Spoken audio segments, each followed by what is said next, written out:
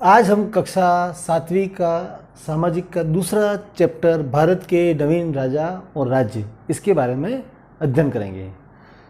भारत के मध्यकाल की जो स्थिति थी, इतिहास का यदि हम अध्ययन करते हैं तो उस समय 700 ईस्वी से पहले हर्षवर्धन का शासन था। हर्षवर्धन उत्तर भारत में उस समय सबसे शक्तिशाली राजाओं में गिना जाता था और उसका उत्तर भारत के अधिकतर इलाकों में उसका प्रभाव था। उस समय की जो व्यवस्था थी, उस व्यवस्था के समय में हर्षवर्धन के समय छोटे छोटे प्रांतों में भारत बटा हुआ था। उन प्रांतों में सामंत जो है वो शासन करते थे। सामंतों को कुछ इलाके दे रखे थे। उन इलाकों में सामंत क्या करते थे, किसानों से लगान की वसूली करते थे और राजा के पास पहुंचाने का कार्य करते थे। इसके अलावा राजाओं को समय समय पर सैनिकों की सहायता देना आदि कार्य करते थे। कई बार क्या होता था, ये सामंत जो होते थे, ये सामंत इतने शक्तिशाली हो जाते थे कि वो राजाओं को भी चुनौती देना प्रारंभ करते थे। हर्षवर्धन की मृत्यु के पश्चात हर्षवर्धन के समय उसकी मृत्यु के पश्चात ऐसा कोई राजा नहीं था जो कि इतना शक्तिशाली था और सामंतों के ऊपर इनके ऊपर एकाधिकार कर सके। इसलिए उसके बाद में हर्षवर्धन के बाद में का जो समय है, उस समय इनके जो सामंत थे, इन सामंतों ने लेकर के अपने अपने इलाके जो है वो बांट लिए और उस समय नवीन राजाओं का उदय हुआ। आज हम उनके बारे में 1100 ईस्वी के आसपास में मोहम्मद गजनवी ने भारत पर आक्रमण किया 17 बार और उसने भारत के मंदिरों को और इनको लूटा।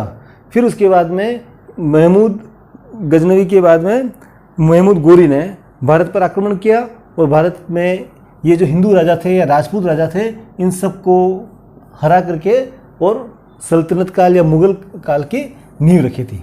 अब हम 700 से 1200 ईस्वी के बीच के जो राजा थे या जो वंश थे, सबसे पहले गुर्जर प्रतिहार वंश, दूसरा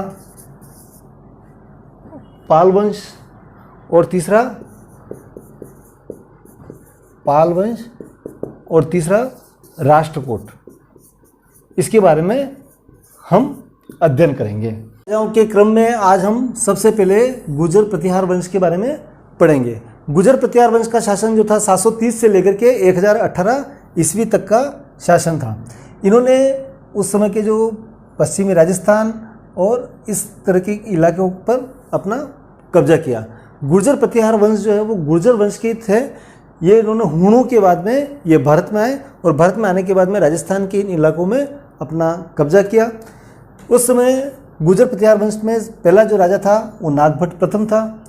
फिर उसके बाद में नागभट्ट द्वितीय ने कन्नौज को अपनी राजधानी बनाया और इसने यहाँ पर अरब, मुल्तान या सिंध के जो इलाके थे उन इलाकों पर भी अपना कब्जा करके अपना शासन इस जगह तक फैलाया था। फिर उसके बाद में तीसरा मिहिर भोज इस गुर्जर प्रतिहार वंश का सबसे प्रतापी राजा माना जाता है। उसका जो शासन था वो 836 से लेकर के 885 का शासन था।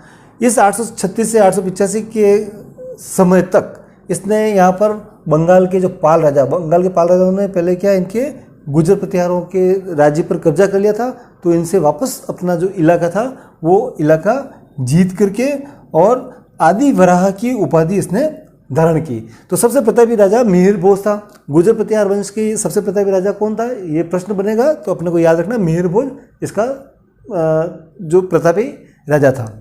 नागभट्ट प्रथम इसका पहला राजा था, फिर नागभट्ट द्वितीय, फिर मिहिर भोज के बाद में महेंद्रपाल प्रथम जो 885 से लेकर के और 910 तक करीब इसने 30-35 वर्ष तक शासन किया।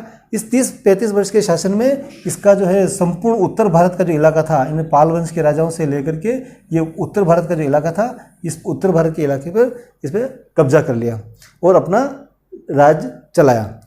इसके बाद में धीरे धीरे महेंद्रपाल के जो उत्तराधिकारी थे वो इतने अयोग्य निकले और इतने पूरा अपना जो राज्य है वो संभाल नहीं पाए और धीरे धीरे इनका जो नष्ट हो गया, इनका शासन नष्ट हो गया और राठौड़ जो राजा हैं, इन राठौड़ राजाओं ने कन्नौज पर अधिकार करके और इस गुर्जर प्रतिहार वंश को समाप्त कर दिया।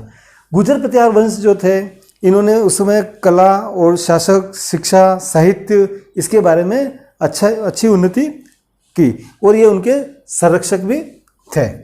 राजाओं के क्रम में दूसरा जो राजा है, नवीन राजा, वो पाल वंश का नंबर आता है। पाल वंश का शासन 750 से लेकर के 1161 ईस्वी में, इनका जो शासन था वो बंगाल का इलाका और बिहार के जो इलाका था इस इलाके में था। बंगाल और बिहार के बारे में पहले हमें कोई ज़्यादा जानकारी मिलते नहीं, क्योंकि वहाँ उस समय अराजकता का दौर था। इतिहास में जब देखते हैं उस समय का राजा था शशांक। उस शशांक राजा की मृत्यु होने के बाद में वहाँ के जो सामंत थे उन सामंतों ने गोपाल को अपना राजा चुना और गोपाल को राजा चुनने के बाद में पाल वंश की इसने नींव डाली। तो अब प्रश्न बनता है कि पाल वंश की नींव किसने डाली? गोपाल ने। पहला राजा कौन था? गोपाल था, जिसने 750 से लेकर के 770 ईस्वी तक इसने शासन किया। और इस 20 वर्ष के शासन के दौरान बंगाल में एक स्थायी शासन इसने दिया और अपना राज्य चलाया। गोपाल के बाद में दूसरा जो इसका जो पुत्र था धर्मपाल राजा बना 770 से लेकर के 810 ईस्वी तक। करीब 40 वर्ष तक इसने शासन किया। शासन करने के बाद में इसने अपने राज्य का विस्तार किया। राज्य का विस्तार गंगा के जो इलाके थे, ये इलाका जो था वो किसका था? गुजर प्रतिहारों का था। तो गुजर प्रतिहारों के जो इलाके पर अपना कब्जा करके और अपना राज्य जो था वो राज्य का विस्तार किया। फिर उसके बाद में इसका जो पुत्र था देवपाल भी एक शक्तिशाली राजा था। देवपाल ने 810 से लेकर के 850 ईस्वी तक इस पालवंश का एक महत्वपूर्ण राजा था। इसने भी अपने राज्य का विस्तार किया और असम का जो कुछ इलाका था, इस असम का इलाका और उड़ीसा का इलाका, इन इलाकों को भी जीत करके अपने राज्य का विस्तार किया। देवपाल के बाद में जो इनके जो उत्तराधिकारी थे वो ज़्यादा इतने मजबूत नहीं थे, अयोग्य निकले और अयोग्य होने के कारण से धीरे धीरे जो है वो पाल वंश का जो शासन है वो कमज़ोर होता गया और अंत में बख्तियार खिलजी ने इनके ऊपर कब्जा करके पाल वंश को ख़त्म कर दिया। 750 करीब 250 से 300 वर्ष के आसपास इन्होंने पाल वंश ने उस समय इस इलाकों पर अपना राज किया। ये बौद्ध धर्म के अनुयायी थे और इन्होंने बौद्ध धर्म के अनुयायी होने के कारण से नालंदा विश्वविद्यालय में भी सुधार किए और कई सारे बौद्ध विहारों का इन्होंने निर्माण किया। पाल राजाओं के पास में एक शक्तिशाली सेना थी, जिसके शक्तिशाली सेना होने के कारण से इन्होंने अपना राज्य का विस्तार किया। कई सारी सामरिक संधियां करने के कारण से या सैनिक अभियान के द्वारा अपने राज्य का विस्तार किया। इन्होंने दक्षिणी पूर्वी एशिया के कई सारे जो देश थे, जिनमें इंडोनेशिया, थाईलैंड, म्यांमार और इन राज्यों के साथ व्यापारिक संधियां की और अपना व्यापार प्रारंभ किया। तीसरा महत्वपूर्ण उस समय के जो राज्य थे उसमें राष्ट्रकूटों का जो शासन था वो दक्षिण भारत के जो इलाके थे, इन दक्षिण भारत के इलाकों में इनका शासन था। उस समय दक्षिण में चालुक्य राजा राज करता था। चालुक्य राजा जो था उसमें कीर्तिवर्मन का शासन था। कीर्तिवर्मन के शासन के समय में वहाँ का जो सामंत था दंतिवर्मन सामंत जो था वो शक्तिशाली हो गया और उन्होंने लेकर के और अपने आप को स्वतंत्र राजा घोषित कर दिया। स्वतंत्र राजा घोषित करने के बाद में मालखेत कहाँ पर? सोलापुर नागपुर के आसपास का जो इलाका है उसके पास में मालखेत, वहाँ अपनी राजधानी बनाई और अपने आप को स्वतंत्र राजा घोषित कर दिया। और स्वतंत्र राजा घोषित करने के बाद में राष्ट्रकूट वंश की स्थापना की। ये दंतिवर्मन इतना शक्तिशाली था कि इसने चालुक्य राजा कीर्तिवर्मन द्वितीय को भी हरा दिया था और उसने ये हराने के बाद में महाराज धीराज और परम भट्टारक ये उपाधियां उसने धारण की। दंतिवर्मन के पश्चात उसका जो पुत्र था कृष्ण प्रथम, वो राजा बना। कृष्ण प्रथम ये भी एक शक्तिशाली राजा था और इसने यहाँ के जो राजा थे कर्नाटक के आसपास का जो इलाका था, इस इलाके पर भी अपना कब्जा किया। कृष्ण प्रथम जो है इसने एलोरा की गुफाएं जो हैं उनका निर्माण किया। वो एलोरा की गुफा औरंगाबाद के पास में है। अजंता और एलोरा की गुफा काफ़ी प्रसिद्ध है। तो एक प्रश्न बनेगा कि एलोरा की गुफाओं का निर्माण किसने किया? एलोरा की गुफा का निर्माण कृष्ण प्रथम ने किया था। फिर कृष्ण प्रथम के बाद में ध्रुव राजा बना। ध्रुव के पश्चात गोविंद तृतीय, ध्रुव का जो पुत्र था गोविंद तृतीय राजा बना। गोविंद तृतीय के समय में राष्ट्रकूटों की जो स्थिति थी वो सबसे मजबूत थी। सबसे प्रतापी राजा गोविंद तृतीय था। उस समय इसका पूरा जो दक्षिण भारत के अधिकतर इलाकों पर इनका कब्जा हो गया था। इसके बाद में गोविंद तृतीय के बाद में अमोघ वर्ष, ये अमोघ वर्ष प्रथम 814 से लेकर के 876 ईस्वी तक इसने 64 वर्ष तक शासन किया, जो कि दक्षिण के अधिकतर इलाकों पर इनका कब्जा था। उनकी सेना शक्तिशाली थी, उनको चुनौती देने वाला भी कोई नहीं था। तो 64 वर्ष तक इसने शासन किया। अमोघ वर्ष के समय में कई सारे विद्वान और शिक्षा के क्षेत्र में इन्होंने काफ़ी उन्नति की। अमोघ वर्ष के बाद में कृष्ण तृतीय, ये अंतिम राजा था जो कि यशस्वी राजा था। इस राजा ने परमाणु का वंश, परमाणु के राजाओं को और चोल राजा जो थे, इस तरफ कुछ चोल राजा थे, उनके शासन को भी उनके राजाओं को हरा करके और अपना जो शासन है वो उत्तर भारत तक फैला दिया था। कृष्ण तृतीय के बाद में चालुक्यों की स्थिति मजबूत होती गई और राष्ट्रकूट कमज़ोर होते गए। तो 973 ईस्वी में कल्याणी के जो चालुक्य थे, उन चालुक्यों ने इनको राष्ट्रकूटों को हरा करके इस वंश को समाप्त कर दिया और चालुक्यों ने अपना शासन स्थापित कर दिया। करीब करीब ये 200 वर्ष तक इन्होंने दक्षिण भारत में राज्य किया और 200 वर्ष के शासनकाल में इन्होंने दक्षिण के जो राज्य थे इनमें एक स्थायी शासन दिया। राष्ट्रकूट जो थे वो काफ़ी सहिष्णु राजा थे। इन्होंने हिंदू धर्म, शैव, वैष्णव आदि धर्मों के मतावलंबियों के लिए मंदिरों का निर्माण कराया और इनके धर्म को संरक्षण दिया।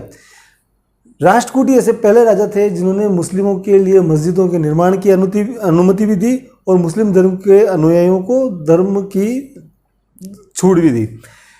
ये संस्कृत, प्राकृत, कन्नड़ साहित्य में इनका योगदान था। इन्होंने कई सारे साहित्यकार जो थे इनका संरक्षण किया, जिनमें संस्कृत, कन्नड़ और प्राकृत भाषाओं में कई सारे लेख लिखे गए थे।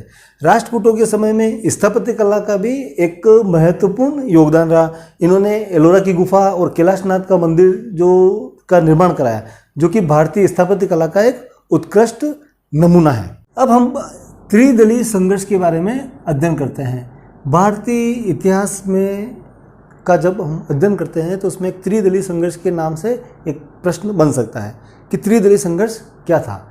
हमने अभी अध्ययन किया था कि यहाँ के जो राजा थे, ये राजा कौन से राजा थे? गुर्जर, प्रतिहार। यहाँ के राजा कौन से थे? पाल। और दक्षिण के राजा कौन से थे? राष्ट्रकूट। इन तीनों का जो शासन था वो 700 से लेकर के 1200 ईस्वी तक, ये तीनों करीब करीब समकालीन थे। उस समय इन समकालीन होने के कारण से यहाँ की जो राजधानी थी कन्नौज, ये कन्नौज एक महत्वपूर्ण स्थान था। इस कन्नौज पर आक्रमण करने के लिए या इसको अपने कब्जे में करने के लिए गुर्जर, पाल और राष्ट्रकूट ये आपस में ही लड़ते रहते थे। हमने भी जब इतिहास का जब अध्ययन किया था तो उसमें गुर्जर कई बार पालों को हरा देते थे, पाल कई बार गुर्जर को हरा देते थे, राष्ट्रकूट जो है वो उधर उत्तर की तरफ आक्रमण करके अपना राज्य विस्तार करते थे। तो ये तीनों वंश जो थे आपस में इस कन्नौज पर आक्रमण करने के लिए संघर्ष करते थे। इसको हम त्रिदलीय संघर्ष के नाम से जाना जाता है।